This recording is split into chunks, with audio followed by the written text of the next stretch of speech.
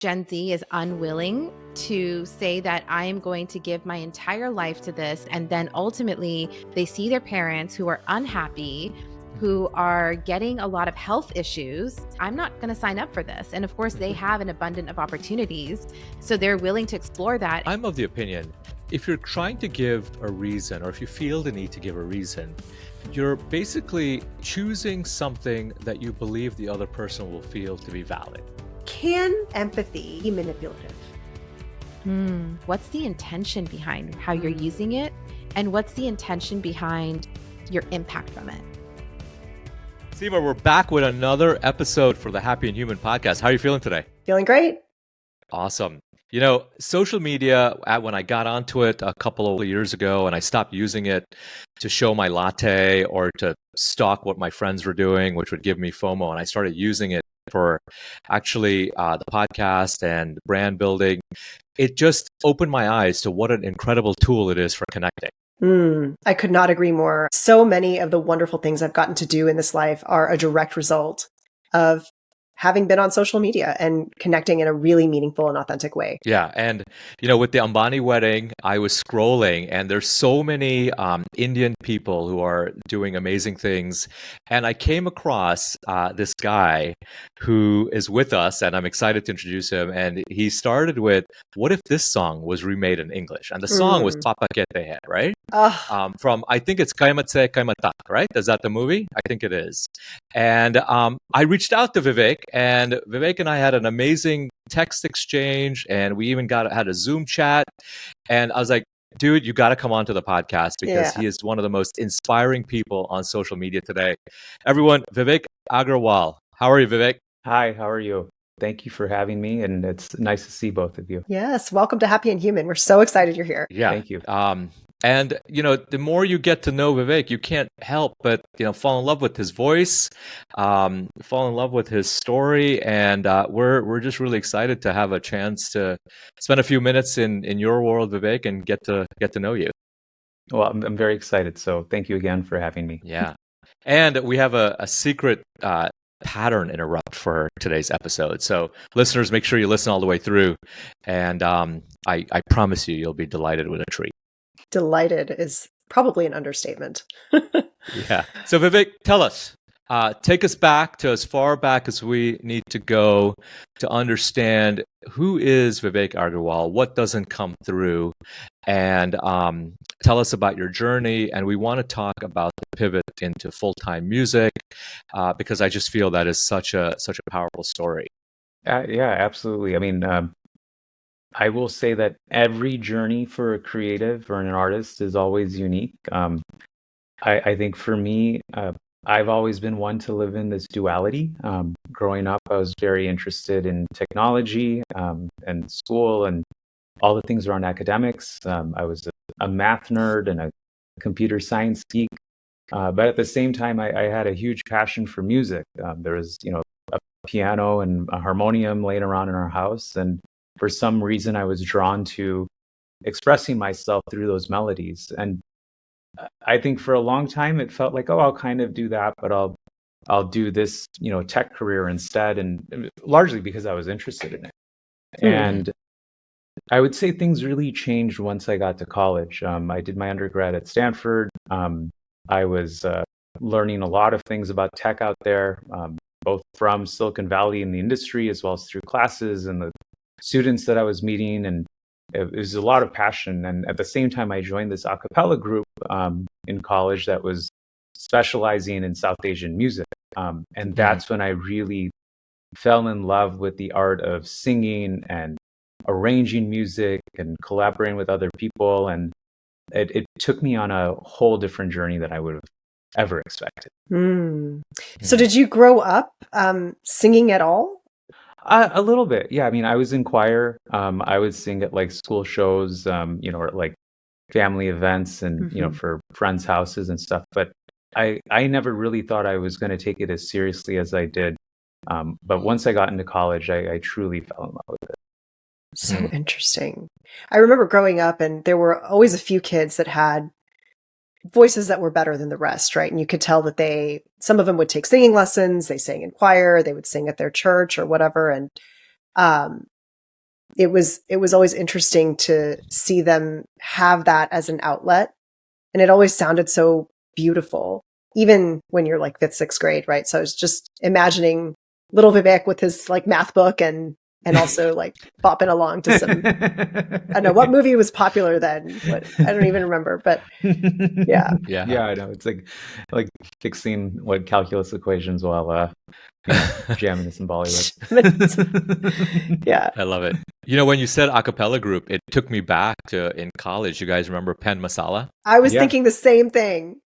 Yeah, Pen Masala. I imagine that's what it was like at Stanford, right? That Yeah, a cappella we had group. an a cappella group called Ragapella. And Oh, so So good. yeah. And I so we love were it. doing a lot of music. I thought Pat Masala had done like awesome music and arrangements back in the day, and so it was exciting to see what they've done and see how we could build on it. It's just fun. Yeah. Yeah. That's good. Hey, so you mentioned something for the first time in our conversation, the duality between tech and music.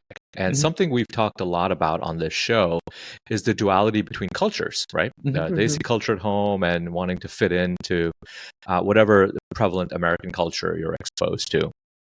And, at least for me, even though I was Indian, we celebrated Diwali, I wasn't outwardly living showing my love for Bollywood or wanting to eat, samosas in my lunch and things like that. I grew up in Florida, and at best, people thought I was Mexican, right? Mhm. There was an Indian restaurant, Indian grocery store, things like that.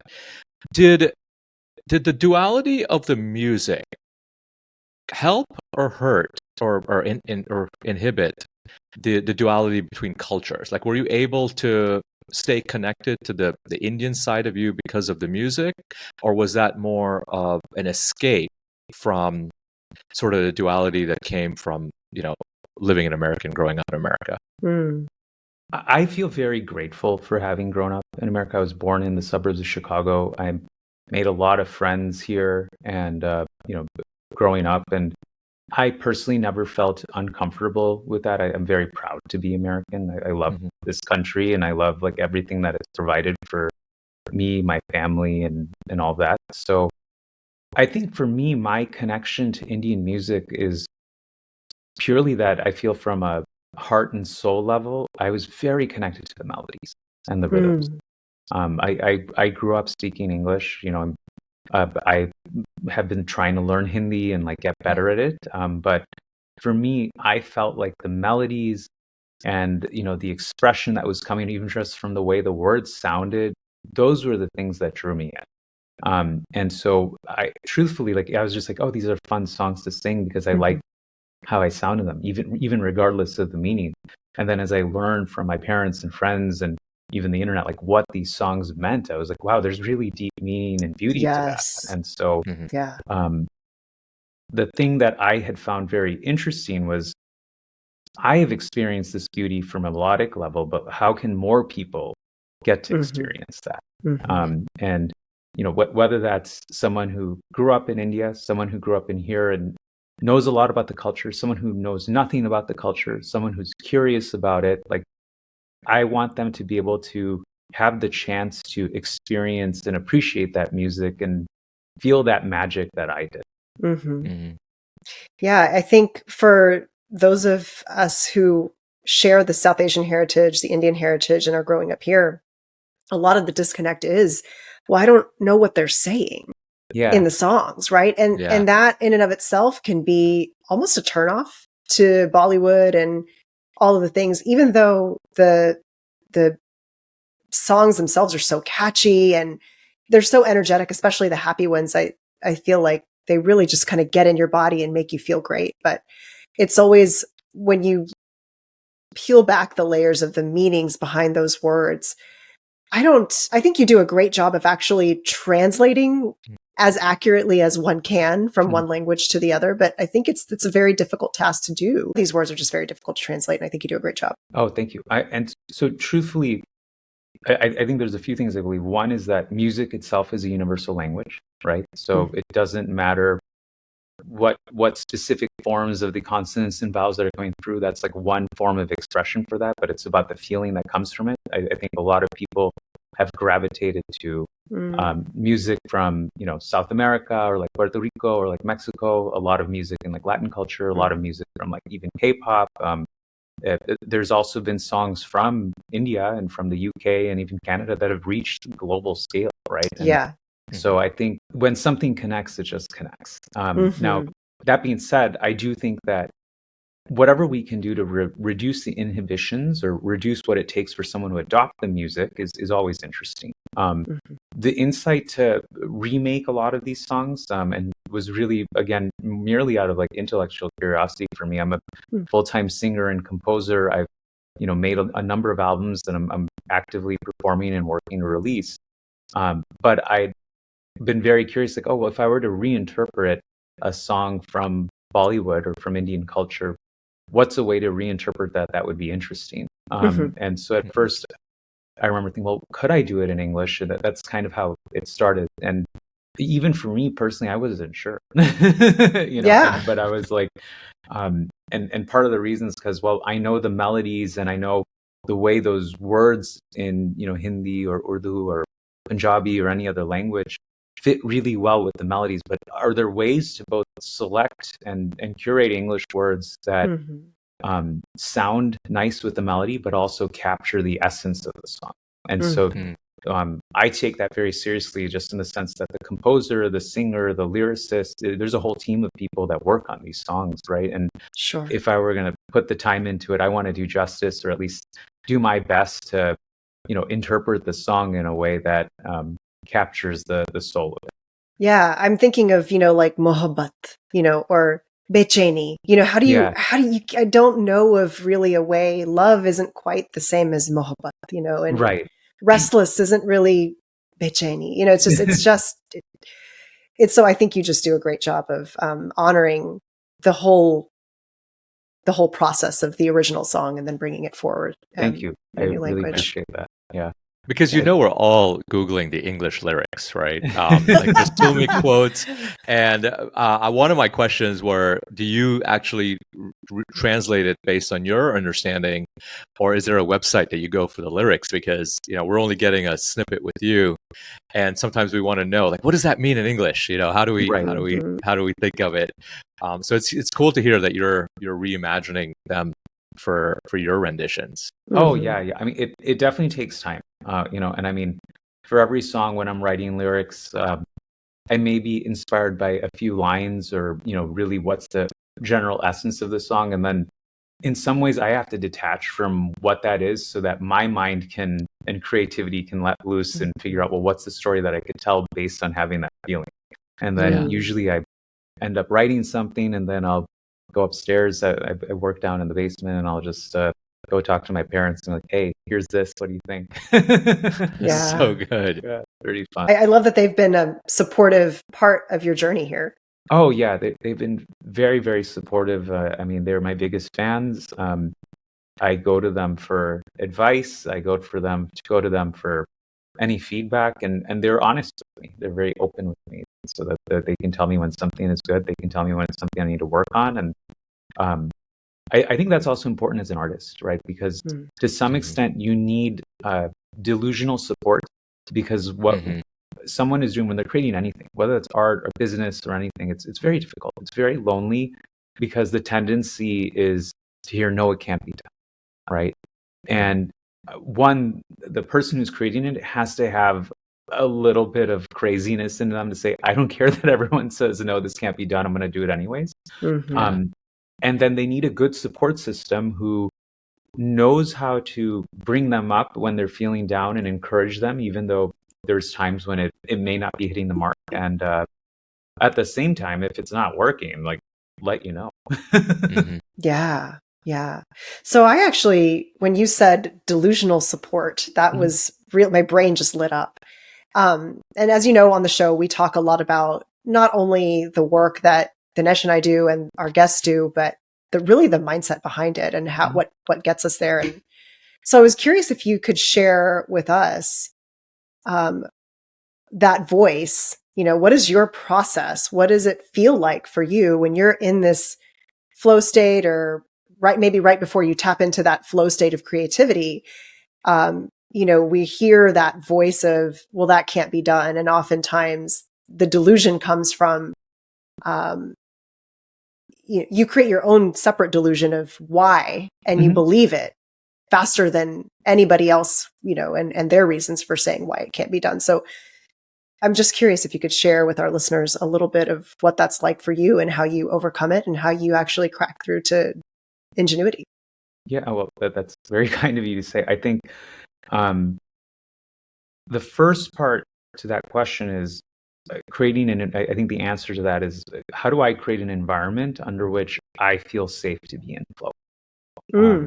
So for me, I have a pretty set routine where I'm going to wake up. I'll make sure to work out and go on a run. I have a consistent meal for breakfast or lunch. And it's the sort of thing that after waking up, it just puts me in my nervous system into a very calm state. Right. Mm-hmm. So then it's just cool. I've done the things that I needed to do. So then even if nothing else happens today, I worked out. Yeah. I love right. that. And so I feel okay, I've had that happen. Now, again, I'm a full-time musician, right? This is the only thing I do. And I've made decisions in my life to be able to do that. And at the same time, I have a very different lifestyle, right? I'm not spending much money on expenses because I'm focused on the art. And I don't do as many things as others because I'm just the focus is on the art. So that allows me to be in a state of mind where I can allow for serendipity to happen. So an example of this is, there's sometimes a song that I want to recreate or remake and or even write. If I said, hey, I need to get this song done by tomorrow, nothing happens. But if I put myself in a position where I know that this song is something I'm thinking about, then maybe the inspiration strikes when I'm making a meal. Maybe it strikes when I'm on a run. Maybe it strikes when I'm just sitting around, or even when I'm in a conversation with someone. And I allow myself to say, okay, if that's happening and I find it, I just say I have to go and work. Okay. Yeah. So that at least relieves the pressure that something needs to happen at a certain amount of time. And again, I will admit that I currently have a lifestyle that allows me to do that not everyone has, right? But that's at least what has worked for me. The second piece is, once I've had that inspiration, just being able to go as far down the line as I can to assemble the vision and show what's possible. Some songs, particularly when I'm remaking an old song, from the 70s or 60s, there's a very the original arrangement is so beautiful, and the original words are so beautiful, especially as they put so much time into it. They still do, right? That it's almost hard to reimagine it being something else. So there's more pressure to get it done right. But allowing myself to be in that position where I'm okay, I'm going to try it, and if it works, I'm onto something. If it doesn't, that's okay, and being able to let go of that effort, I think that has helped quite a bit. Detachment from the outcome. Yes, but then still going hard at trying to get to something beautiful. The dharmic pursuit is kind of what comes to mind. So, Vivek, you were a Bose engineer, right? And you have claim to fame on some tech that is out in the marketplace. What is that tech? Well, I before pursuing music full time, I was a music technologist for over a decade. I had worked on a music startup with one of my friends from college. We spent 10 years building all kinds of stuff. One of the things that we created with a team of engineers and cross-disciplinary folks was these audio sunglasses called the Bose frames. So they played music. They looked, like a pair of sunglasses. Nothing went in your ears, and no one could hear anything. And actually, Seema, we did announce that product at South by Southwest in Austin back in 2018. So that's when I was spending time in Austin those 2 years. So I missed you. Yeah. I think it was fun. It's a fun city. Yeah. That's cool. So tell us about the pivot from an engineer releasing products for the consumers and really being at the cutting edge, because I don't think that concept of a wearable that allows you to consume information either visually or audio, I mean, not headphones, but I'm talking about an eyeglass concept, was still in its infancy. We didn't have the Quest or the Apple Vision, things like that. But you pivoted to full-time music. Tell us about that pivot and what it really took for you to leave a comfortable paying job, a set career trajectory, to go into something that had a lot of uncertainty, quite frankly. For sure. Well, I think there's a few ways to answer that question. I think part of it is, for me, even my own journey in technology was filled with uncertainty and a lot of questions. Anytime you're in the cutting edge of something, you don't know if it's going to work. Certainly, one can look at an idea that has manifested and gotten traction, say, "Oh, that was going to work." But back in 2016, when we were ideating or starting to work on these sorts of ideas, they were so ahead of their times that people wouldn't be sure if they could work, right? Yeah. And part of that, at least as a risk taker, is knowing that, hey, there's going to be some skeptics, but there's still going to be people who see the full vision 10 years from now. And I credit my co-founder and the team we had and the leadership and mentorship that we had to have enough people to support us, right? And who believed even if the world didn't believe. And I think that feeling is consistent no matter what journey someone takes who's going to embrace risk. I think, and I say this having been a musician now for like 4 or 5 years and knowing that fully, that I believe there's a lot of this that's related. I think the biggest difference in the pivot from basically tech entrepreneurship into being a musician is, I think with business, a lot of times the logic starts from the market, right? That you start with, here's this amazing technology, but then you seek the market for it really quickly. I know that for my own journey as a musician, I really wanted to make the music that I wanted to make. And perhaps that's where like the delusion came in, is that, well, it's like, I want to make this music. I believe a lot of people are going to enjoy this music. So I'm willing to take the leap of faith and believe in myself. And the restart, quite frankly, was finding that community of people who could support me and mentor me during that level of delusion. Yeah. So much of it is really stepping into your version of your future self. Yeah. And really getting clear on what that looks like. I know we've talked about that on the show off and on. But it just goes to show, I think, how important it is to recognize that there's a future version of you that exists that might be different than the current existence you're living in, and focusing on ways to build that support so that you can access that future now. Yeah. And I think there's another piece, which is that there are people who are there for your future self, and there are people who are there with your current self or past self. But as you're going through that metamorphosis, you're trying to find that community of folks who can be with you along that journey.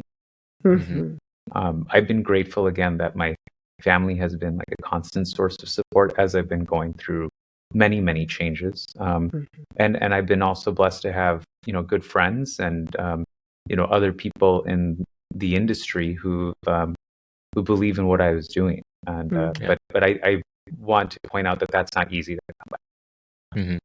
Absolutely.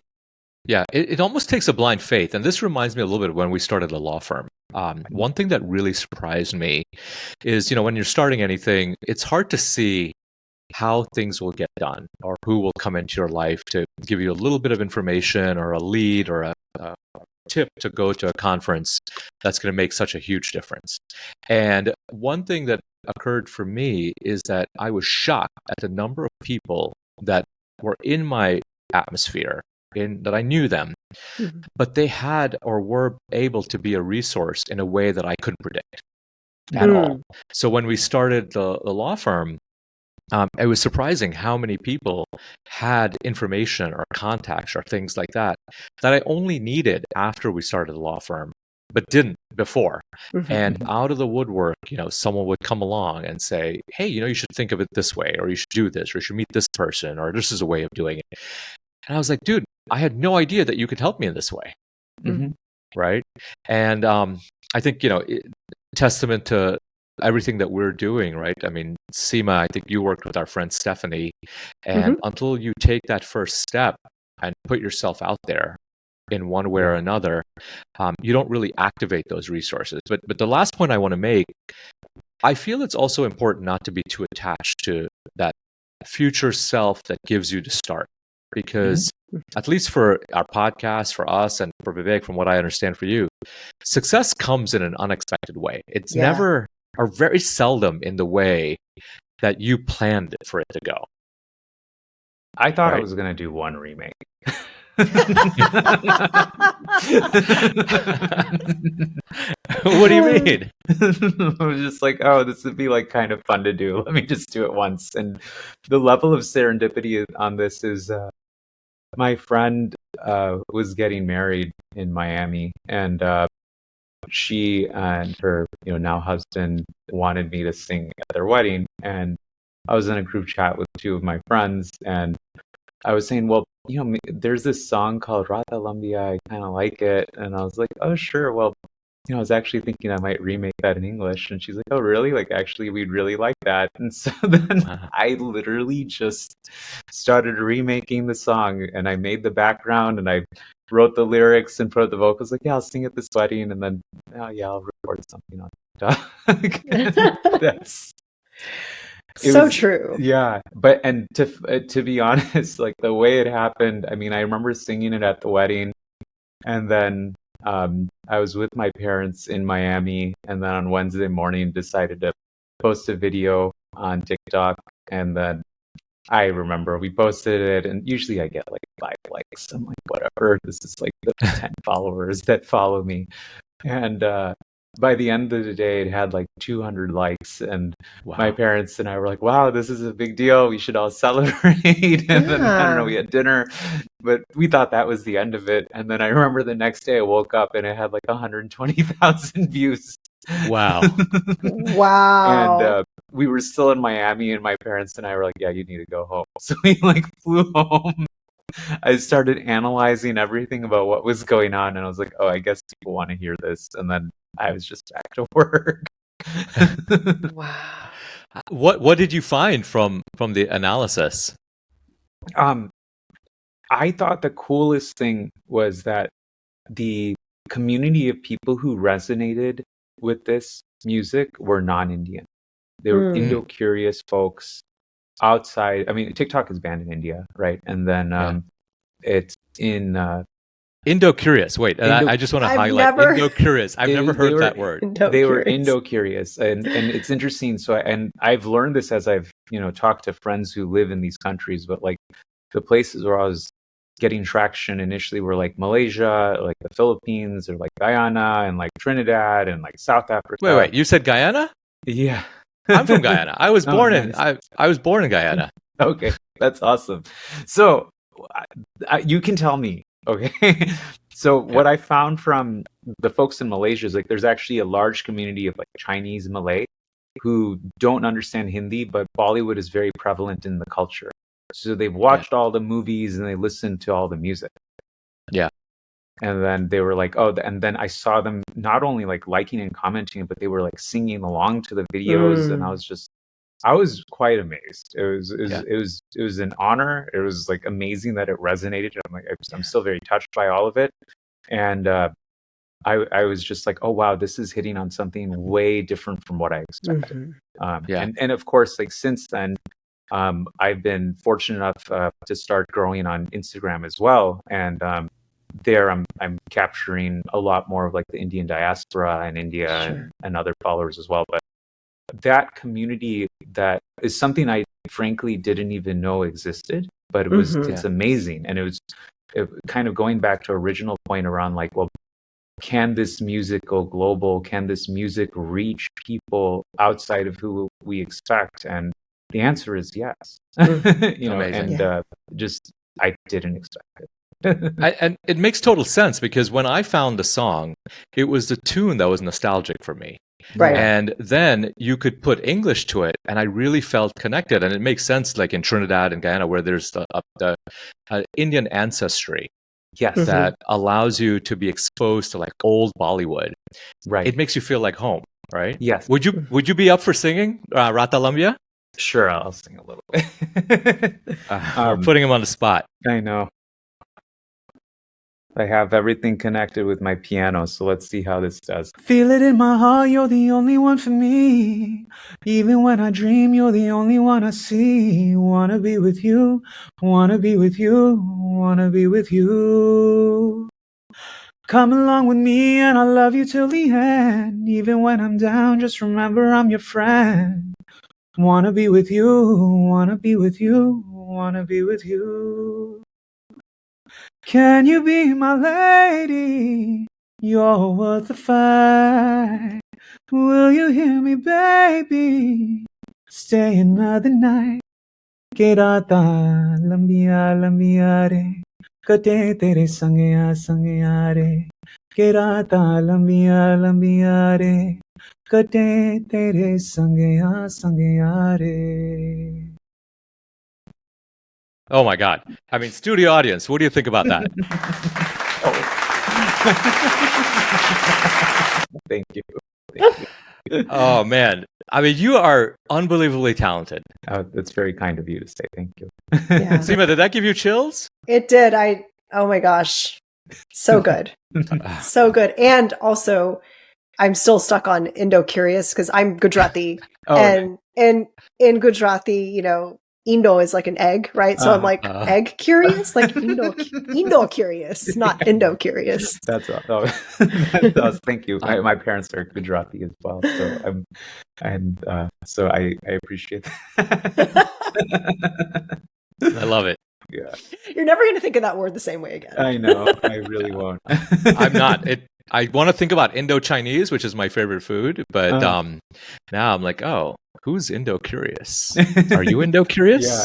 Well, no, it's honestly like it was a surprise. Okay, and where you're talking about like the magic and the serendipity of the internet, putting yourself out there to like no one listening, and suddenly once you catch, it is quite a drug. I'll admit that, but at the same time, that detachment keeps me very grounded because I'm just like, well, they're here because they like the art. So then I just have a duty to create the art, right? And so, but it has been amazing to see, this sort of resonance that people have had to the music.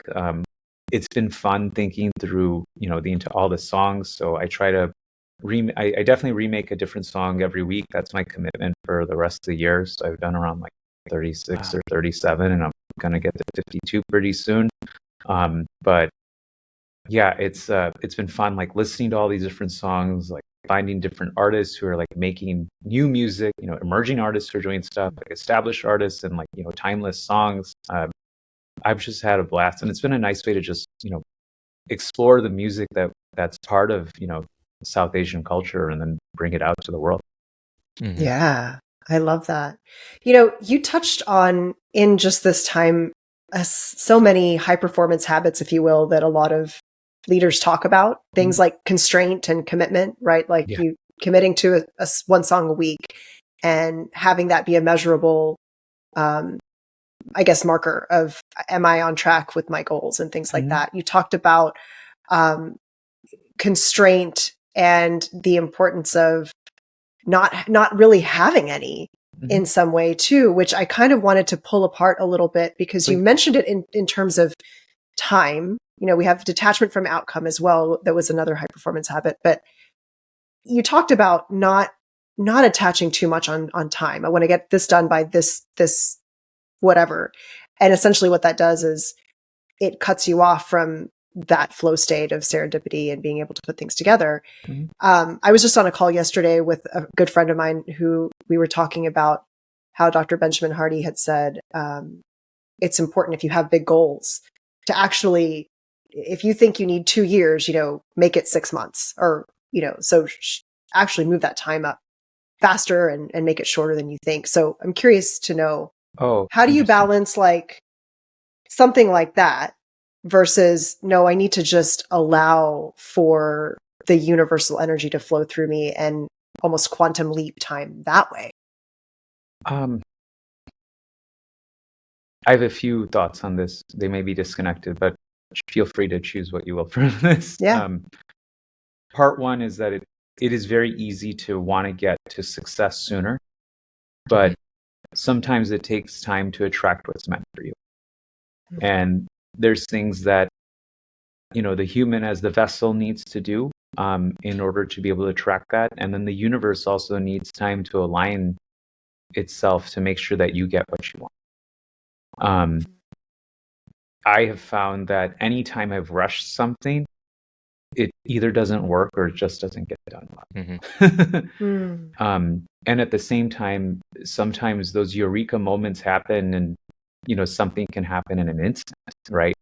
But so it doesn't mean that something doesn't happen fast or something doesn't happen slow. And there are certainly ideas of momentum that once you catch something, then, your chart gets ready, is set. But like I think about, for example, if this moment happened to me in 2020, if this was the first thing I did and then I'd gone viral and, started growing, then, well, one, I wouldn't have known what to do with this in the same way. I wouldn't have had the same insights around like what the industry is really like that I did as, frankly, a struggling artist trying to figure it out. I've learned a lot more as a result.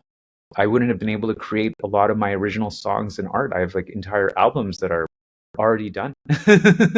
Right. And so for me, I look at this as a lot of ways like, oh, this is another album that I can do. And this seems to be the first album that people want to hear. So I can perform it and I can tour with it. And then if people want to listen, that's wonderful. And then I'm happy to share some of my original music too. And then they can enjoy those. But it's one of those things where I do believe that the world can help you plan to get to that goal that you want in the end sooner. But I don't know, there's also just magic that happens, even with, I think about it with tech too, right? Which is like another industry that feels disconnected. Like the number of times, a startup is working on a particular idea and then it's not working and they pivot to something completely different and then everything just blows up. Yeah. Such is life. Yeah. You just never know what's going to take off and when it does. And exactly. I love too that you talked about when you did start to go viral and you had those 200 likes. I love how you shared that you and your parents celebrated that. Yeah. Yeah. It's so important, at least for me, and clearly for you and your family, that was important for you to mark that without any attachment to what it might mean or what it does mean, or just, just being in the moment of, hey, this is pretty cool. Just grateful that it happened. Yeah. Right. Yeah. And it's funny because I remember before, again, when I finished an album, my first album was like, oh, well, I'm going to like do a big party. And I put a lot of expectations, assuming something was going to happen. Right. And instead I've learned, okay, I'm going to just celebrate the moments as they come because they may not come again. Right. And when I got to 100,000 followers, my parents and I went to dinner. Right. And then when I started, I said, well, I'll celebrate again at like, 200K. And then frankly, 200K came so fast. I was very shocked. And then by the time we celebrated, it was already at 250,000 followers. It was like, wow. So, but again, I'm very grateful for the whole thing. The biggest thing is just like celebrating the small wins, right? Yeah. And just because they are wins, right? And it's about what we think of them and, how they make us feel.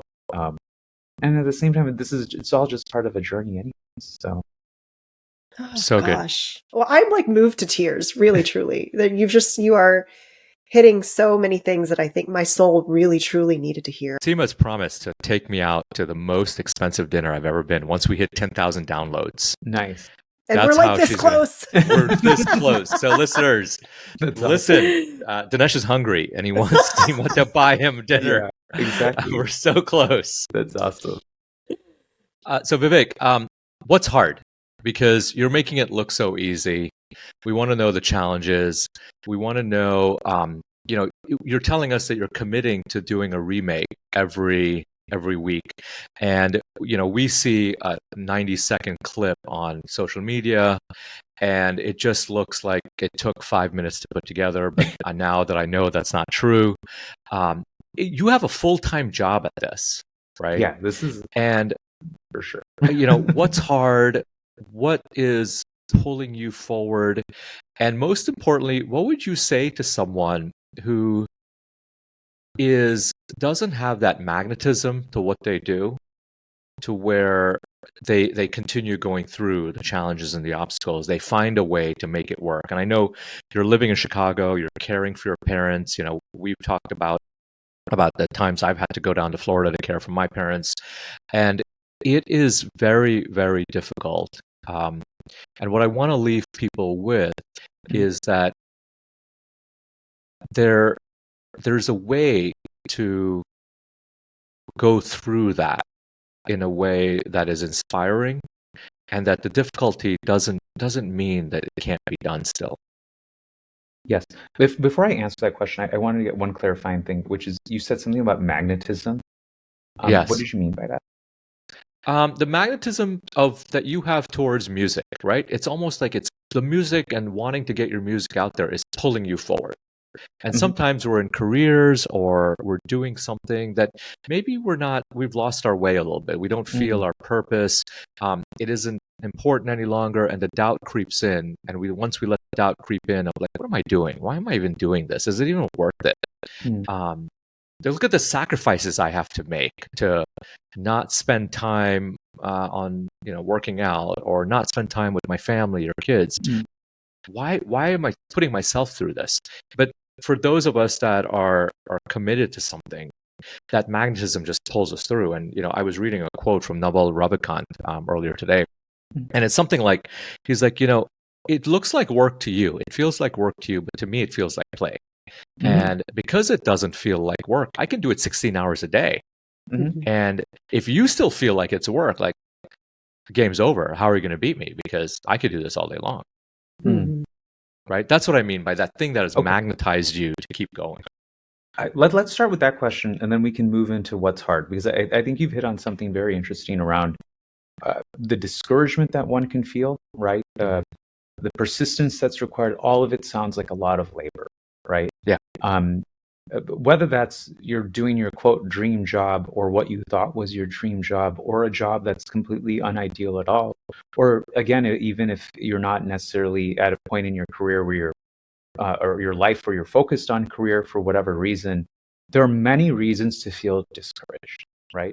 There's no question. What I have found for myself is that I have taken this life and every moment with gratitude. I have gratitude that you reached out to me and that we're here having this conversation right now. I have gratitude for the fact that I get to spend this time to work on a song, and with unknown results. And I'm just like, wait, that's the life that I'm getting to think through. There's another version of that, which is like, oh man, I did a song, it didn't do super well, or oh, I have to do this. And when everything becomes shouldered as a responsibility, everything will feel like work, and it'll feel very discouraging to do anything. But if we look at it, all of these as opportunities and honors, we start to have a lot more, I don't know, at least for me personally, I feel a lot happier in life, because I'm just like, wow, I can't believe I'm getting to do this right now. Yeah. And I feel like what you're getting, or I'm getting from that, is that happiness and that gratitude is really what inspires you to keep at it more and achieve more without it taxing you in the process. Correct. Yeah. And so kind of leading into your other question, like, I think those are the things that, while it's hard to preserve that mindset, I do my best to go back to that root, so that it keeps me going, right? So even if there's other things that interrupt, a regularly scheduled life, it's like, well, I'm gonna go back to that center. I do think that the things that make it hard are really, you can have like unrealistic delusion, which is awesome when you're like trying to do something very difficult. Obviously, being grounded and guarded around like how much time it may take, or whether you can be successful. So making sure and defining even what success means. So I think there's something important to being detached from that success, or detached from that outcome, and looking at it for what it is. So there's one version of the world under which the rock star is, selling out stadium tours around the world. There's another version of the rock star that's, at home, composing for the internet. There's another version of the rock star who, gets to perform at local places for their friends and enjoy time with their family. And there's another version of the rock stars like, yeah, I get to enjoy really good music, right? All of those Yeah. lives are valid, right? Yeah. You're Um, reminding me of the quote by Rudyard Kipling, mm, to meet triumph and disaster and treat those two imposters just the same. yeah, Mm, for that's sure. good.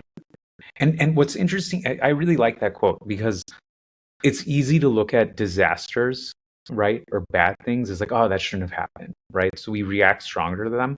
But I think when good things happen to us, we almost treat ourselves as godlike, right? And I think that Kipling quote is very humbling because it shows that both of them are just moments. And extremely inspiring. I can't even, I don't have the language and the words yet to articulate how just inspiring you are for everything you stand for. From putting your music out there, telling us how success came, the gratitude that you show. You are the definition of a rock star, not in just the musical terms, right? Yeah. So what comes across for me is not even the effect is that you are inspiring, but really the way I see it, you are living an inspired life. Like that's just who you are, is an inspired human being. Mhm. And one of the byproducts of that is that you inspire others to do all of these things in ways that make sense for them. It may not be music, it may be starting a business or having a child or, whatever it is, creating a recipe. Mhm. But I think that's what's so moving is the authentic way you show your zest for life and how inspired you are by all the moments that it can offer. Thank you. And all of those things that you mentioned, they're all beautiful missions in life, right? We're all here. And the purpose, part of it is we're trying to discover that purpose. At some point, we're trying to rediscover that purpose. Both of them will happen, right? Sure. Yeah, and not only are you living an inspired life, but you're doing it in a way that is really touching a lot of people across many different nations, as we talked about, many different genres, many different backgrounds, and you've gotten the opportunity to work with bigger and bigger stars and rock stars. Tell us about some of the people that you've collabed with that we might hear from you soon on your upcoming releases of albums and singles and things like that. For sure. I'm happy to chat a little bit about, some of the folks that I've worked with in the past, some of my performances and all that. My first foray in like professional music industry, I was very grateful for it. It was to work with Bollywood composer and Oscar-winning composer A.R. Rahman. So after college, I moved to studios in Chennai, and I was working on a lot of soundtracks with him. I got to know a lot of people on his team. I was invited to perform at some of his shows. It was a very magical experience, and I'm very grateful for it. And it taught me a lot about what it's like to operate at like such excellence. So that was amazing. And that was my foray into music. And then, afterwards, again, I really was interested and keen to pursue a technology and a career in music tech. And so that's why I was back here, and I grew up here, and so I lived in LA in the Bay and doing that. When I started pursuing music, I reconnected with some of my colleagues and friends from the Indian film music industry, and there's some collaborations on that are coming out pretty soon that I'm very excited to share more on. But in the meantime, I've also had the opportunity to perform at some like awesome places. I opened for Shankar Mahadevan at a show last year for like an India Day performance. This year, I'm opening for Kailash Kher at one of his shows in the Chicago area, performing for a gala at the Field Museum with a nonprofit called the American Indian Foundation.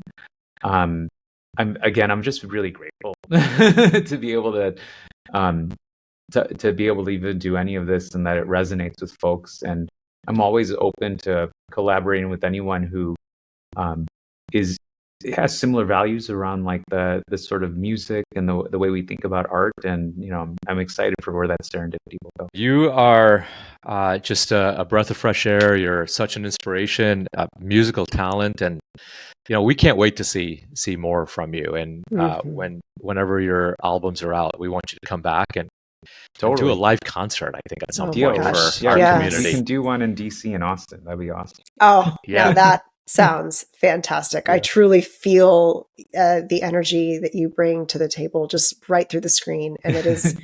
I feel like my own nervous system is more attuned to drop into flow now that we've had this conversation. So listeners, I hope you guys are soaking it into. Truly, this is just mind-blowing. So good. And, we keep talking about it, but I am having visions of a Happy and Human conference, and the evening dinner is wrapped up, and the entertainment is the one and only, the man, the myth, the legend, Vivek Agarwal. That would be an honor. It would be an honor. Yes.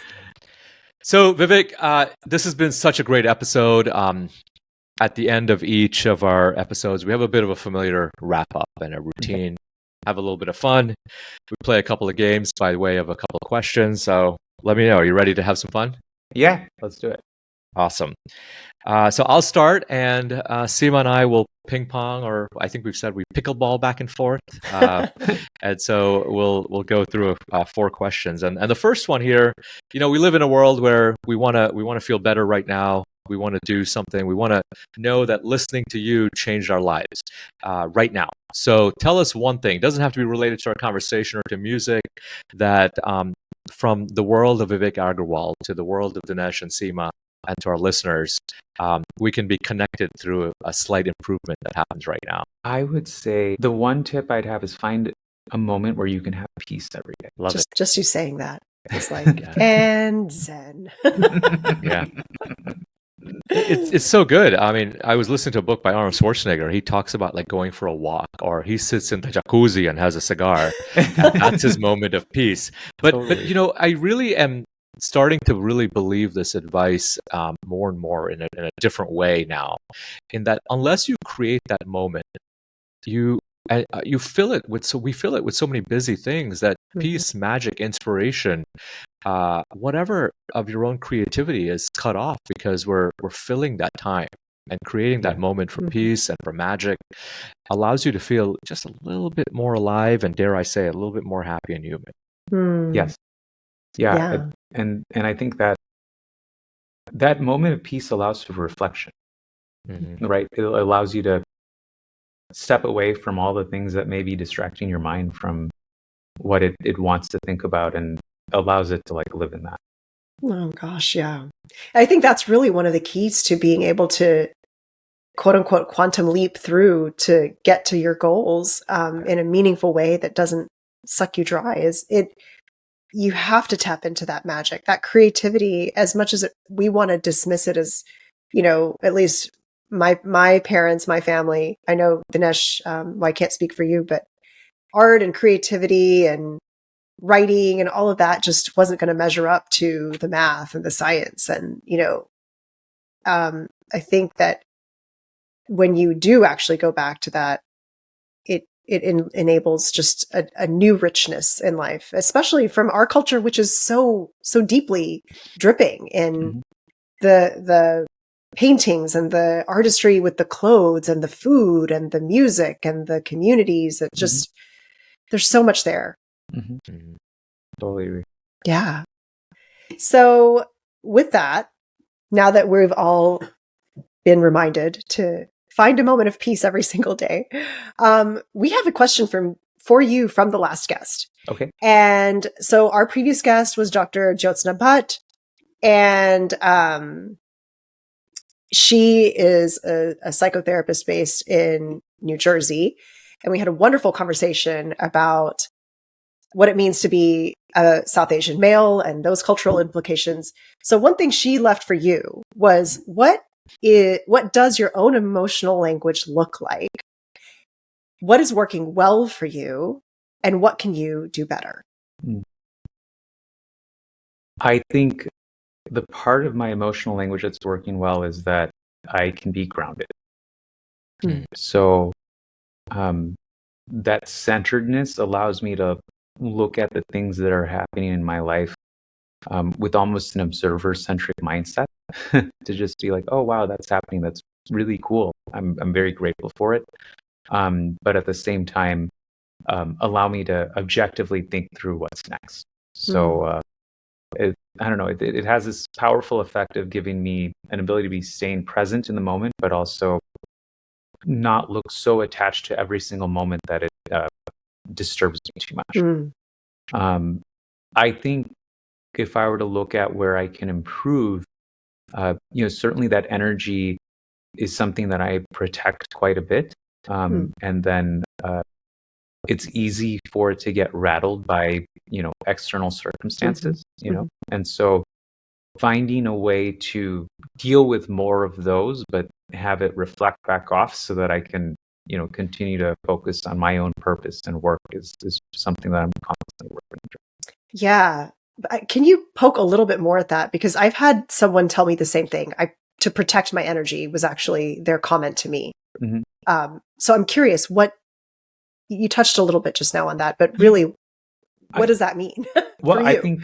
I think for anyone who's taking a big risk, and this is subject of a lot of our conversation, there are going to be a lot of things that discourage that. Mm-hmm. And but at the same time, the fact that we're taking that risk and doing it at all is very inspiring, right? So finding ways to continue to build that community that will encourage it, and at the same time understanding when a community, again, there are a lot of great people in the world, right? Humanity is beautiful, but they may not all be right for you at a certain time to be able to help you protect that energy and continue on your path the way that you need to. And so being able to self-check on both how do you continue forward, and two, how do you make sure that you can allow all of those forces to coexist? Accept them all, not fight any of it, but just be with it. Mm-hmm. So powerful. It's a learned skill. Fantastic answers, Vivek. Thank you so much for sharing. I'm curious to know what your question is for the next guest. We don't know who it is, but ask away. Okay, my question for the next guest is, if you were able to start your journey sooner, when and why? When and why, or when and what? Why? Because the reason I say why is because they're already on the journey of what they're doing, but is there a different point in time under which that would have been interesting to them? And why is that point in time particularly important? Can we have you on all the time? You can just ask questions. I think Seema's gonna fire me, and you're gonna. I know, right? You're gonna get a new co-host gig. Then you'll just end up getting music all the time. So that sounds like a good deal. No offense, Dinesh. No, it's great. We'll trade. I'll become the musician. You become the podcast host. Exactly. He's got the ring light now. We're good. We're good. Oh, it's good. I just got to get like a piano. Yeah, Vivek, we can't thank you enough for coming on here, for the friendship, for the generosity with your time.